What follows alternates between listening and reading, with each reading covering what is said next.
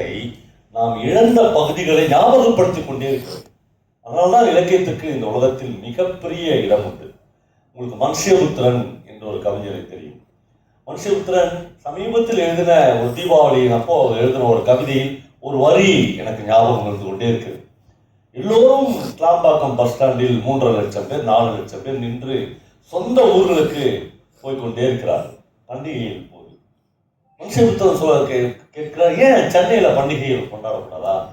ஏன் பெருநகரங்களில் நம்முடைய பண்டிகைகளை நாம் செலிப்ரேட் பண்ணக்கூடாதா?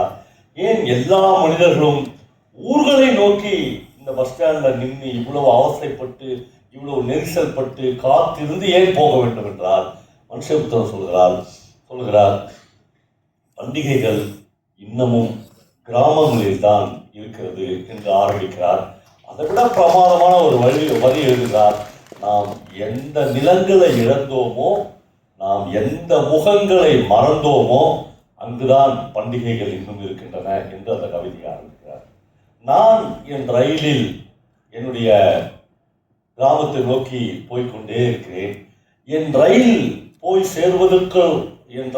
சேர்வதற்குள் தீபாவளி இருக்குமா என்று தெரியவில்லை. அதற்குள் முடிந்துவிடும். ஏனென்றால் என்னுடைய தீபாவளி அல்லது என்னுடைய பண்டிகைகள் என்னுடைய பால்யத்தில் இருக்கிறது என்று எழுதுகிறார். என் பால்யத்திற்குள் என் ரயில் போய்விடுமா என்று தெரியவில்லை என்று மனுஷபுத்திரன் அந்த கவிதையை முடிக்கிறார். நண்பர்களே, என் பால்யத்தில் தான் என்னுடைய சிநேகிதி இருக்கிறார். என்னுடைய பால்யத்தில் தான் நான் இழந்த என் சிநேகிதன் இருக்கிறார். என் பால்யத்தில் தான் நான் இழந்த காதல் இருக்கிறது. என் பால்யத்தில் தான் நான் இழந்த பட்டாம்பூச்சி இருக்கிறது. என் பால்யத்தில் தான் நான் பொறுக்கின பன்னீர் பூக்களின் வாசனை ஞாபகம் இருக்கிறது என்று பரபரப்பான ஒரு இன்ஜினியரிங் கல்லூரியில் படிக்கிற உங்களுக்கு ஞாபகப்படுத்துவதற்கு இந்த உலகத்தில் ஒரு கவிஞனை விட மேலான ஒருவன் இல்லவே இல்லை, கடவுள் கூட இல்லை. எனக்கு ஒரு இன்விடேஷன் போட்டிருந்தீங்க. எனக்கு ஒரு விருப்பம் இல்லாத ஒரு ட்ரெஸ்ஸோட நான் இருக்கிற அந்த படத்தை பார்த்தேன். இந்த ட்ரெஸ் எங்கிருந்து எடுத்தாங்க அப்படின்னு. இது நான் தெரியாம என் வாழ்க்கையில செஞ்ச பல தவறுகள் உண்டு. எல்லா மனிதர்களும் தவறு செய்ய வேண்டும் என்று நான் ஆசைப்படுகிறேன். அதுக்கப்புறம் தான் தவறு அப்படின்னு செஞ்சு மீண்டு வர வேண்டும். நான் அந்த மாதிரி ஒரு வாரம் பிக் பாஸ் போயிருந்தேன். அந்த பிக் பாஸ்ல கமலஹாசன் எனக்காக இப்படி ஒரு ட்ரெஸ்ஸை டிசைன் பண்ணி நான் அதை போட்ட உடனே அவர் அந்த பிக் பாஸ்ல உள்ள அனுப்பும் போதே சொன்னார், பவா நீங்கள் இப்படி ஒரு ட்ரெஸ்ஸில் பாருங்க, நான் இன்னைக்கு சாதாரணமாக ஒரு பிளாக் லுங்கி கட்டியிருந்துக்கிறேன், இதான் நம்ம ட்ரெஸ் கோட். அவர் சொன்னார், அவருக்கு பிடிக்காத ஒரு ட்ரெஸ் அவர்கிட்ட கொடுத்துட்டீங்க, அந்த மாதிரி ஒரு ட்ரெஸ் அவர் போட்டதே இல்லை. ஆனால் ஏன் நான் பிக் பாஸை தேர்ந்தெடுத்து உள்ளே போனேன்னா பணம் சம்பாதிப்பதற்கோ அப்படிலாம் இல்லை. ஏன்னா நான் பணம் சம்பாதிக்க வேண்டும் அப்படிலாம் நினச்சிருந்தேன்னா எனக்கு ஒரு டே 50,000 ரூபாங்க பேமெண்ட். நான் 100 நாள் உள்ளே இருந்திருந்தேன்னா எனக்கு 50 லட்ச ரூபா அப்படிதான் அக்ரிமெண்ட்லாம் போட்டாங்க. நான் 5ஆவது நாள் துடிச்சிட்டேன், நான் தற்கொலை பண்ணிக்க வெளியே அடிச்சுட்டேன். யாரும் என் அனுப்பல, நானே வெளியே வந்துட்டேன். ஆனால் எதுக்காக நான் உள்ளே போனேன்றதான் முக்கியம். எதுக்காக போனேன்னா, இப்போ நான் சொன்னேன் உங்களோட 200 பேரோட பேசுகிறேன்னு. அப்போ என்னுடைய நண்பர்கள்லாம் கமல் உட்பட என்ன சொன்னாங்கன்னா, நீங்கள் 2 கோடி பேர்கிட்ட பேசுகிறாங்க, நீங்கள் சொல்கிற செய்தி 2 கோடி பேர்கிட்ட போய் சேரும். அப்போ ஒரு படைப்பாளிக்கு நம்ம ஒரே டைம்ல இவ்வளவு பெரும் திரளான மனிதர்களை அடைந்து விட முடியும் என்கிற பேராசை எப்பொழுது. ஏன்னா எப்போதுமே நான் இந்த உரையின் ஆரம்பத்தில் சொன்னது மாதிரி ஒரு எழுத்தாளர் தனித்துவமான ஒரு எழுத்தாளர் ஒரு சின்ன வட்டத்தில் இருப்பவன். ஒரு எழுத்தாளர் சாதாரணமாக லுங்கி கட்டி கொண்டு உட்கார்ந்து கொண்டிருப்பவன். ஆனால் அவன் படைக்கிற உலகம் மகா பெரியது. அவனுக்கு எல்லையே இல்லை. அவன் வானத்தையும் பூமியும் இது எந்து அப்படின்னு சொல்லுகிற இடத்தில் ஒரு படைப்பாளி இருப்பான். நான் அந்த பிக் பாஸ் போய் ஓட்டம் என்கிற ஒரு கதையை சொன்னேன். உண்மையிலேயே அந்த கதையை 2 கோடி பேர் பார்த்தார்கள். எனக்கு இந்த இன்ஜினியரிங் கல்லூரிகளில் மெடிக்கல் காலேஜ் எல்லாம் பேசும்போது நிறைய பெண் குழந்தைகள் பல போட்டிகளில் வெற்றி பெற்று கப்பு மெடல் பதக்கங்கள் வாங்குவார்கள். எல்லா சீஃப் கெஸ்ட்டுக்கும் அதை கொடுக்கிற போது மனசுக்குள்ளாக ஒரு சந்தோஷம் வரும். நான் மட்டும் பெரிய துக்கத்துக்குள்ளாகிடுவேன்.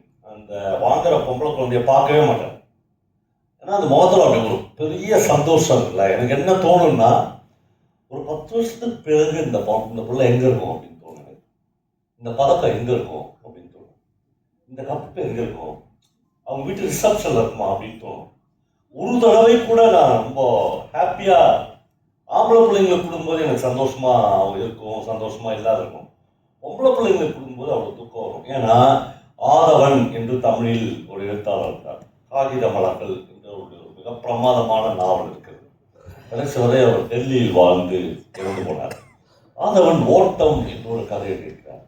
நண்பர்களே, ஒரு 35 வயது உள்ள ஒரு பெண்ணுக்கு 7 வயதில் ஒரு பையன் இருக்கிறார். ஒரு அபார்ட்மெண்ட்டில் டெல்லியில் அந்த பெண் குடியிருக்கிறார். அந்த பையன் தினந்தோறும் அந்த அபார்ட்மெண்ட்டிலிருந்து கொஞ்சம் தூரத்தில் நடந்து போய் வெளியே காம்பவுண்டுக்கு வெளியே பஸ் நிற்கும், ஸ்கூல் பஸ். அதில் ஏறி போக வேண்டும். இன்றைக்கு அந்த பையன் காலையில் டிஃபன் சாப்பிட்டுட்டு போயிடுவான். போயிட்டோடனே அந்த அம்மா பாப்பா அந்த டேபிள்லேயே அவன் மத்தியானத்துக்கான லஞ்ச் பாக்ஸை விட்டுட்டு போயிடுவான். இதான் கதை. அவன் பாப்பா, ஐயோ என் புள்ள லஞ்ச் பாக்ஸை விட்டு போயிடுச்சு என்று புலம்புவாள். லஞ்ச் பாக்ஸ் கையில் எடுத்துவா, எடுத்துன்னு இப்போ கணக்கு போடுவாள். இங்கிருந்து அந்த கேட்ல நிற்கிற அந்த பஸ்ஸை நோக்கி நடக்க வேண்டும் என்றால் குறைந்தது 3.5 நிமிடம் ஆகும், 5 நிமிடம் ஆகும். ஆனால் 3.5 நிமிஷத்தில் பஸ்ஸை எடுத்துடுவார். அவன் யோசிப்பா, ஐயோ என் புள்ள பட்னியா இருக்கும், என் பிள்ளைகளுடைய பட்னி என்னால் தாங்க முடியாது என்ற ஒரு அம்மாவுக்குரிய பதட்டத்தோடு அந்த டிஃபன் பாக்ஸை கையில் எடுத்துக்கொண்டு அந்த அம்மா நினைப்பால் ஒரே ஒரு வழிதான் இருக்கிறது. என் குழந்தை மதியானம் பட்னி இல்லாமல் இருக்க வேண்டும் என்றால் இந்த டிஃபன் பாக்ஸை எடுத்துக்கொண்டு நான் ஓட வேண்டும் என்று நினைப்பேன். அப்படி என்றால் நீ ஓடினா எல்லாரும் உன்னை வேடிக்கை பார்க்கட்டும், சமூகம் பார்க்கட்டும், ஆண்கள் பார்க்கட்டும், அப்பார்ட்மெண்ட்காரன் பார்க்கட்டும், கேம்பவுண்ட்ல இருக்கிறவன் பார்க்கட்டும், எவன் பார்த்தாலும் எனக்கு கவலை இல்லை. என் பிள்ளைக்கு இன்னைக்கு மதியானம் நான் சாப்பாடு கொடுத்துருவோம். அவள் அந்த டிஃபன் பாக்ஸ் எடுத்துட்டு ஓடுவான். நண்பர்களே, நீங்கள் நம்ப வேண்டும், 3 நிமிடத்தில் அந்த பஸ்ஸை எடுத்துருவாங்க. அந்த பையன் அவ்வளோ ஆவேசமாக ஓடுவார். அந்த பையன் பஸ்ஸில் ஏறிடுவான். என்ன தேங்க்யூ மம்மி என்று சொல்லுவான், ஐ லவ் யூ மம்மி என்று சொல்லுவான். அவன் கேரியர் வந்து பிள்ளைகிட்ட கொடுத்துட்டு நீ சாப்பிடு என்று சொல்லிவிட்டு திரும்பி வருவான். திரும்பி வரும்போது அவர் பாப்பா எவ்வளோ பேர் நான் ஓடினதை வேடிக்கை பார்ப்பேன்.